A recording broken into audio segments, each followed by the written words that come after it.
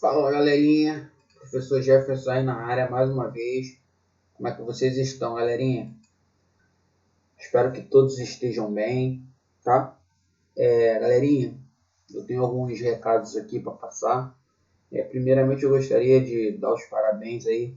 A maioria de vocês conseguiram ficar com nota muito boa, né, na nossa avaliação 2. Então, assim, é sinal de que os conteúdos estão sendo passados da melhor forma e vocês estão conseguindo assimilar. Eu espero que vocês continuem assim, tá? Até o final do ano. E com certeza todos serão aprovados, né? Peço também que vocês continuem deixando as presenças lá no mural para contabilizar as presenças, né, nas aulas de vocês. E que vocês continuem assim, nesse ritmo aí que, graças a Deus, está dando certo e eu fico bastante feliz. A gente vai estar iniciando na aula de hoje, nosso módulo 3, né? Na verdade, esse assunto de frações, ele é um assunto do módulo 2. Como ficou pendente, então eu vou começar por frações lá no módulo 2, né? E vamos já depois introduzir o módulo 3 na parte de números decimais, que tem um pouco a ver com frações também. Então, frações, números decimais caminham junto, né? Então, antes de realmente entrarmos no módulo 3, eu vou finalizar o módulo 2 aí com frações, para na próxima aula a gente já estar falando de números decimais, né? E entrando lá no módulo 3 da nossa apostila. Tá? Frações, na verdade, vai ser uma matéria de revisão, porque vocês já estudaram fração lá no 4º ano, já estudaram frações no 5º ano e agora estão revendo novamente frações no 6º ano. O que vai mudar é que vai ter alguns assuntos que vão abordar um pouquinho mais de coisas novas, né? Como a gente vai estudar frações e porcentagem, né? Mas a grande parte dessa matéria aí vai ser revisão para vocês. E vocês já estudaram os tipos de frações, né? Simplificação de frações, enfim, são essas matérias que a gente vai estar estudando aí. Então, primeiramente, vamos dar uma olhada, né, na ideia de frações. O que é a fração? Fração é parte ou pedaço de um inteiro. Né? Você vai lá na padaria, compra uma torta, né? Ela vem inteira. Quando você chega em casa, né, tem lá a visita na sua casa, você reparte, né, esse inteiro em pedaços iguais. Então, primeira dica importante, para você fracionar esse bolo, para você dizer que esse bolo está fracionado, automaticamente ele tem que estar cortado em pedaços iguais. Não existe fração com cortes de tamanho diferente, tá? Se você observar essa figura aí, ela está sendo cortada em pedaços iguais. Ó, esse pedaço está igual a esse e assim vai continuando cortando. Mas para a gente dizer que algo que estava inteiro agora está fracionado, automaticamente a gente tem que lembrar que os pedaços estão do mesmo tamanho, né? Aí a gente fracionou esse inteiro, beleza? Então, se eu compro um inteiro, corto ele em pedaços, em diversos pedaços, todo do mesmo tamanho, eu fracionei esse inteiro, né? Então, quando a gente começa a consumir esse inteiro, né, a gente está identificando o numerador da fração. Por quê? O numerador, ele indica quantas partes estão sendo usadas do inteiro. Agora, eu comprei uma torta, dividi essa torta em 10 pedaços iguais, esse 10 é o denominador, né? É o número que está embaixo. Por quê? Porque ele indica em quantas partes o inteiro foi dividido. Certinho? Então, o numerador, que é o número de cima da fração, ele indica quantas partes estão sendo usadas do inteiro, né? E o denominador, que é o número que está embaixo, ele indica em quantas partes o inteiro foi dividido. Beleza? Tranquilo? Então, ó, observe aqui alguns exemplos do uso da fração no nosso dia a dia. Ao dividir uma pizza, você compra uma pizza, ela vem inteira. Quando você divide a pizza, né, como você está vendo aqui na figura, em pedaços iguais, você fracionou essa pizza. Então, você está usando a ideia de fração, né, no dia a dia da sua vida, ao dividir uma pizza. Outro exemplo, você vai lá na avó Alzira, né, e compra uma torta lá de chocolate. E aí você começa a cortar essa torta em pedaços iguais. Você também está fracionando a torta, né, dividindo lá o bolo. Então você está usando a ideia de fração também. E mais um exemplo aí no seu dia a dia. Então, frações, a gente sempre está usando frações no nosso dia a dia. Seja de uma forma ou outra, né? Toda vez que a gente divide um inteiro, a gente está tratando dessa ideia aí de fração. Ok? Então, ó, primeiramente aqui, como eu já falei um pouquinho antes, eu estou revisando esse conteúdo, então atenção. Ó, o número que está embaixo, ele indica o número de divisões que o inteiro sofreu. Então, ele é chamado de denominador. Então, se eu comprar uma barra de chocolate, dividir essa barra em 6 pedaços iguais, o número que está embaixo vai ser o 6, que é o denominador, né? E o número que está em cima indica o número de partes usadas, né? Escolhidas do inteiro. Então, ele é chamado de numerador. Então, comprei uma barra de chocolate, dividi em 6 pedaços, né? Comi 2, que fração da barra eu comi? 2 sobre 6. O 2 em cima, indicando quantas eu comi, quantas eu usei, e o 6 embaixo, indicando quantas partes eu dividi o inteiro. Então, aqui um outro exemplo aqui, ó. Imagina que eu comprei lá uma pizza gigante, né? Uma pizza bem grande, e dividir essa pizza em 32 pedaços iguais. Se você comer 8 pedaços, que fração da pizza você comeu? 8 32 avos, ok? O que você comeu, quem indica é o numerador, em quantas partes o inteiro foi dividido, quem indica é o denominador. Certinho, galera? Tranquilo? Então, continuando. Os números fracionários, ele tem uma certa forma de a gente ler, né?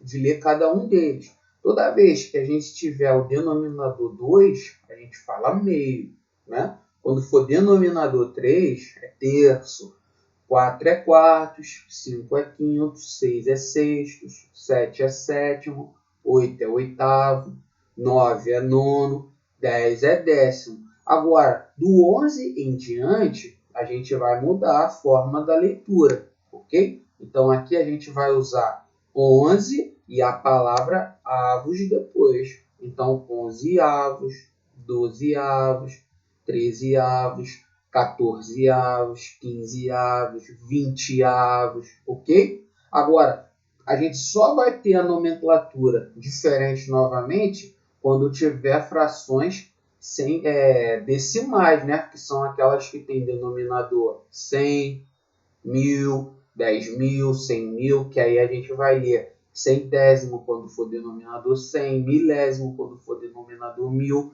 Foram essas, também tem os casos especiais, né, de leitura. Todas as outras, a partir do 11, a gente vai ler normalmente o número, né, na sua forma cardinal, e vamos acrescentar a palavra avos depois.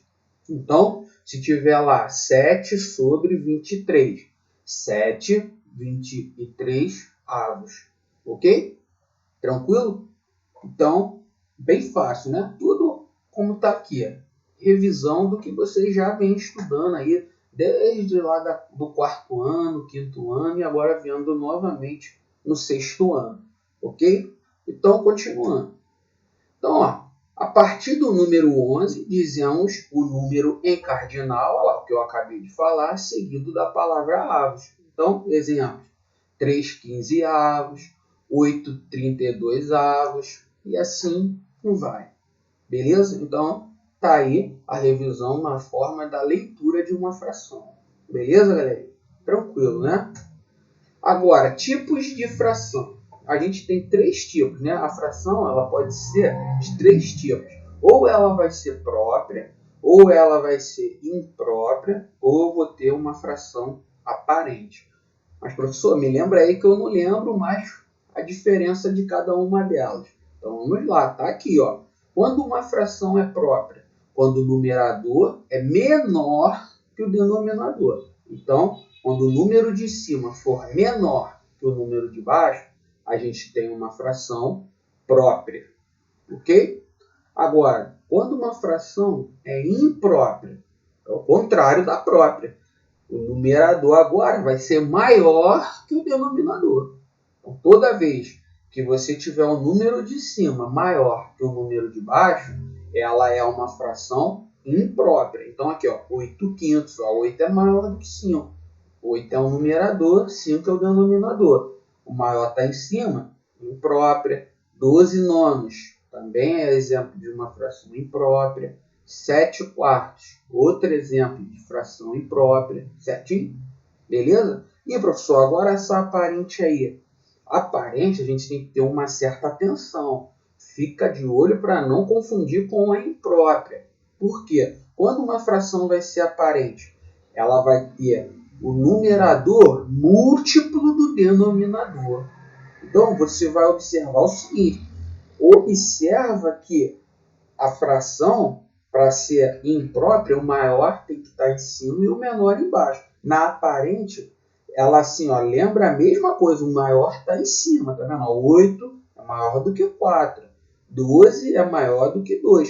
E quando ela tem os numeradores e os denominadores iguais, a gente considera também como aparente, tá? Eu já vou falar a respeito dessas aqui, porque tem uma explicação aqui mais específica. Então, vamos voltar aqui. Mas por que a aparente é diferente da imprópria? Porque, além do numerador ser maior que o denominador, ele tem que estar obrigatoriamente na tabuada do número de baixo. Se você olhar, o 8 não tem na tabuada de 5, então é só imprópria. O 12 não tem na tabuada de 9, então ela também é só imprópria. Mas olha aqui embaixo, o 8 está em cima e o 4 está embaixo. E além disso, o 8 é um número que está na tabuada do 4. Então ele é um múltiplo do denominador. Então nesse caso a gente diz que 8 quartos é uma fração aparente. Da mesma forma o 12 meios. O 12 tem na tabuada de 2 e o 12 é maior do que o 2. Então o maior está em cima e ele tem na tabuada do que está embaixo, né, do denominador. Então, toda vez que acontecer isso, ela é uma fração aparente. O maior vai estar em cima, mas além disso, o maior tem na tabuada obrigatoriamente do denominador que está embaixo.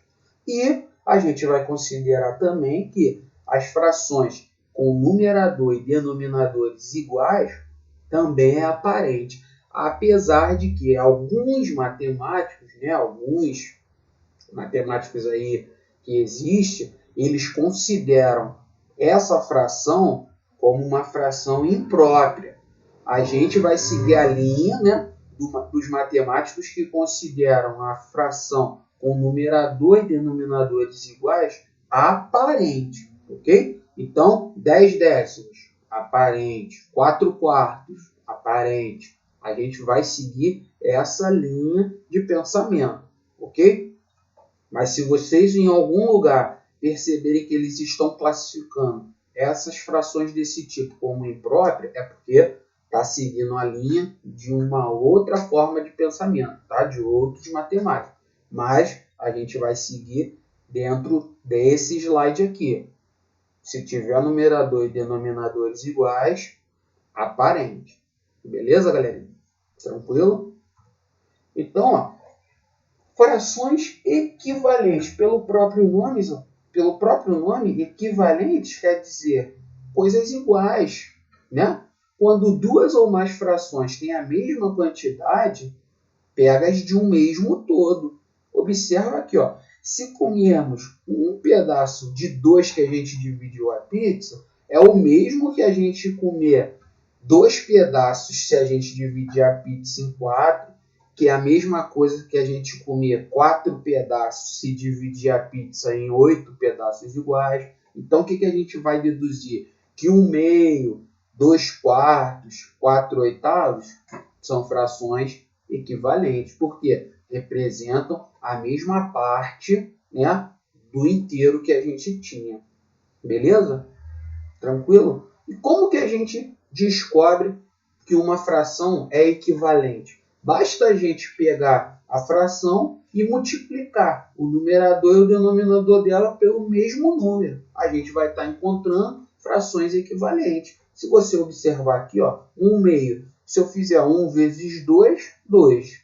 2 vezes 2, 4. Então, ó, se eu multiplicar 1/2 por 2 em cima e embaixo, eu encontro uma fração equivalente igual a 2/4. Mesma coisa se eu pegar aqui, ó, 1/2, multiplicar o 1 por 4, vai dar 4. Se eu multiplicar o 2 por 4, vai dar 8. Eu vou encontrar a fração 4/8. Então, ter 1/2 e ter 4/8 equivale à mesma quantidade. Então, são frações equivalentes. A gente, então, descobre se as frações são equivalentes quando a gente multiplica, né, elas em forma de cruz, né? Se a gente multiplicar elas em forma de cruz, né? E der o mesmo resultado tanto em cima quanto embaixo, a gente vai classificar essas frações como equivalentes. Então aqui, ó, se eu fizer, ó, 1 vezes 4, 4. 2 vezes 2, 4. Não deu 4 quando eu multipliquei assim e não deu 4 quando eu multipliquei de outra forma. Então, essas duas frações são equivalentes. Agora, se eu multiplicar cruzado e os resultados forem diferentes, elas não são frações equivalentes. Beleza? Tranquilo? Então, para a gente encontrar frações equivalentes, basta a gente multiplicar em cima e embaixo, né, a fração pelo mesmo número. E para verificar se duas frações são equivalentes, a gente multiplica cruzado e verifica se os resultados são iguais.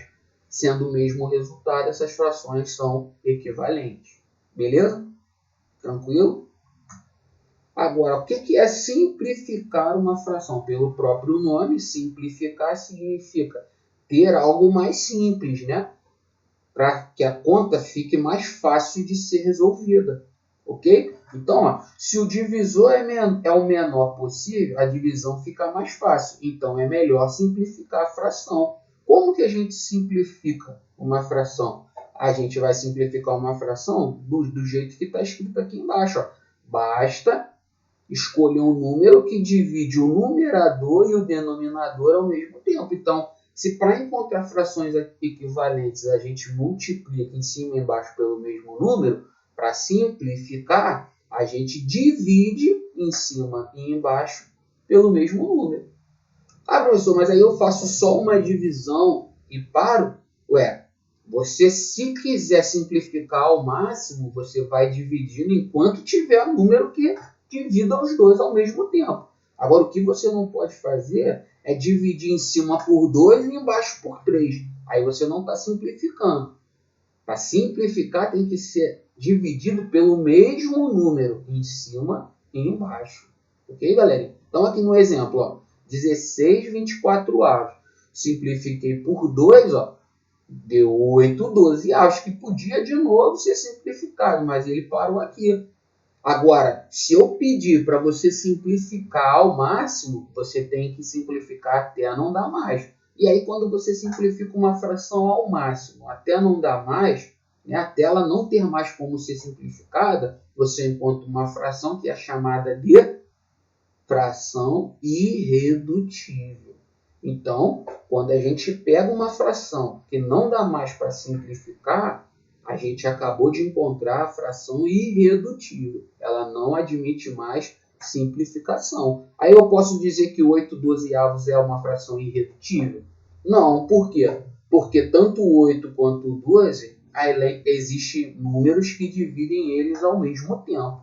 Então, 8/12 é uma fração simplificada de 16/24, mas é uma fração irredutível? Não. Por quê? Porque ainda dá para simplificar mais ainda. Agora, só posso dizer que a fração é irredutível quando eu não consigo mais simplificar essa fração. Ok? Mesma coisa aqui, ó. Ao invés de dividir por 2, se eu quisesse, eu dividiria por 4. Tá vendo? Que é 16 24 Se eu dividir por 4, vai dar 4 sextos. 4 sextos já está irredutível? Não, por quê? Enquanto eu tiver numerador e denominador números pares, o 2 vai dividir. Então, 4 sextos também não está na forma irredutível de simplificação dessa fração aqui. Ok? Aí, se eu dividisse aqui de novo por 2, ó, aí eu ia encontrar 2 terços. Né? 4 dividido por 2, 2. 6 dividido por 2, 3. 2 terços. Tem algum número diferente de 1 que divida o 2 e o 3 ao mesmo tempo? Exatamente? Não. Então, se eu simplificasse essa fração aqui e chegasse no 2 terços, agora sim eu encontrei a fração irredutível. Seria o 2 terços, ok? Da mesma forma, se eu pegasse esse 8 dozeavos aqui e simplificasse em cima e embaixo por 4, chegaria nos 2 terços que eu cheguei exatamente igual aqui. Só que eu simplifiquei de forma diferente. Então, tem alunos que vão simplificar de forma mais rápida, né? Os alunos que têm mais facilidade por tabuado, eles vão simplificar de forma mais rápida. Agora, tem alunos que vai simplificar mais devagar, mas ambos vão chegar na mesma resposta. Ambos estarão certos se o procedimento que fizer, né, das divisões, for correto. Beleza? Tranquilo, galerinha? Então, simplificação de fração é isso. Dividir em cima e embaixo a fração pelo mesmo número. Quando eu simplifico ela ao máximo, eu encontro a fração irredutível. Ok? Então, ó, aqui está o exemplo. Ó. Se não temos mais como simplificar a fração, ou seja, a gente simplificou ela ao máximo, não tem mais como simplificar, a gente acabou de chegar na fração irredutível. Então, olha lá, ó, quando eu peguei lá o 16 24 e simplifiquei por 4, cheguei no 4 sextos. Quando eu simplifiquei por 2, cheguei no 2 terços. 2 terços não dá mais para simplificar. Então, 2 terços é exemplo de uma fração irredutível.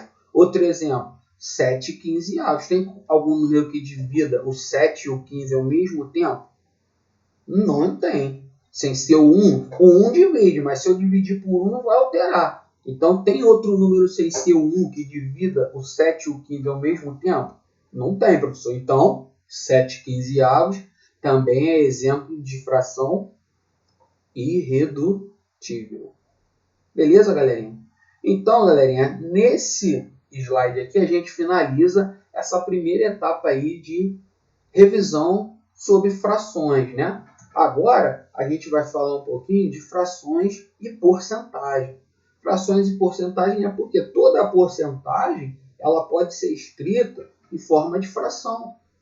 O que esse nome porcentagem lembra para a gente? Ele lembra que a porcentagem, né, que a simbologia é essa daqui, né, um traço com duas bolinhas, significa que é um número dividido por 100. Então, se eu quero 10% de alguma coisa, é porque eu estou fazendo 10 dividido por 100 dessa coisa que eu quero. Então, porcentagem é por 100. E o que é por 100? Dividir por 100. Ó. Então, é um número aí qualquer dividido por 100. Isso é porcentagem. Então, se eu quiser 35%, é 35 por 100. Se eu quiser 18%, é 18 sobre 100. Ok? Então, com isso, ó, eu coloquei aqui e peço que vocês fiquem de olho ó, nessas duas formas. Taxa 30%. Isso aqui é taxa percentual. Qual é a forma de fração? 30 sobre 100. 70%. 70 sobre 100. Nada mais do que isso. Você vai pegar esse símbolo aqui da porcentagem e transformar ele numa fração sobre 100. 5%. 5 dividido por 100. Ó, 5 sobre 100. 220%. 220 sobre 100. 3.500%. 3.500 sobre 100. Galerinha, é muito fácil. Então, o que a gente fez aqui? Pegou algo que está escrito em forma de taxa e escrevendo na forma de fração. Ok? Beleza? Então, fique de olho, porque isso aí é extremamente importante. Beleza, galera? Então, ó, agora, problemas simples, né, de converter palavras e símbolos. Então, vamos ver exemplos. Primeiro, quanto é 20% de 60? 20% de 60 nada mais é do que 20 por 100 vezes 60. Tá vendo? Esse 20% aqui se transformou no 20 dividido por 100. E aí esse D vira vezes 60.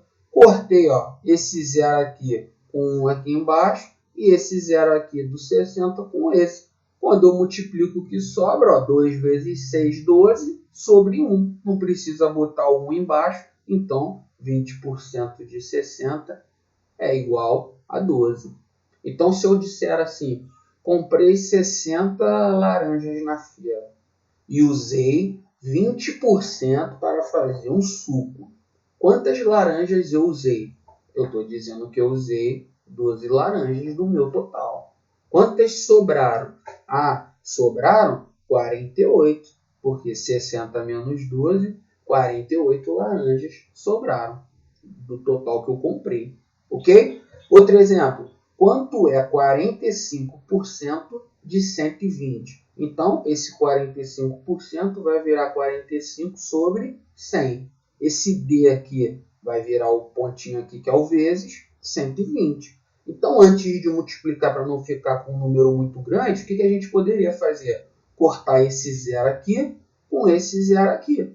E aí multiplicar o que sobrou. Agora aqui eu não fiz assim, ó, eu fiz como a maioria dos alunos fazem. Aqui eu simplifiquei antes de multiplicar. Aqui eu já multipliquei antes e vou simplificar no final. Então, 45 vezes 120 dá 5.400.